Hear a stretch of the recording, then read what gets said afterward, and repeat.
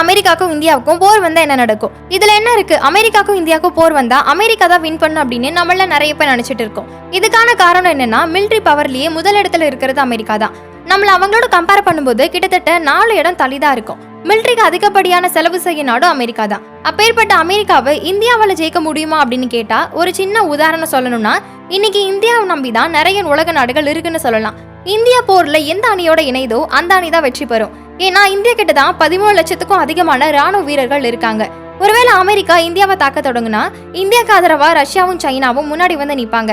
ஏன்னா ரஷ்யாவுக்கும் சைனாக்கும் எதிரி அமெரிக்கா தான். இந்த 3 நாடுகளும் ஒன்னா சேர்ந்தா அமெரிக்காவை தோற்கடிக்க முடியும். ஆனாலும் அமெரிக்காவுக்கு ஆதரவா யூரோப்பியன் கண்ட்ரீஸ்ல நிறைய கண்ட்ரீஸ் வரும். என்னதான் சின்ன சின்ன சண்டைகள் இருந்தாலும் இந்தியா எந்த நாட்டோடையும் போர் வைக்க விரும்பாது. எந்த நாட்டுக்கு போர் வந்தாலும் இந்தியாவை தான் சமாதானம் பேச கூப்பிடுவாங்க. இந்த உலகத்துல பொறுமையால எதையும் வெல்லலாம் அப்படின்னு சொல்றதுக்கு இந்தியா ஒரு மிகப்பெரிய உதாரணம்.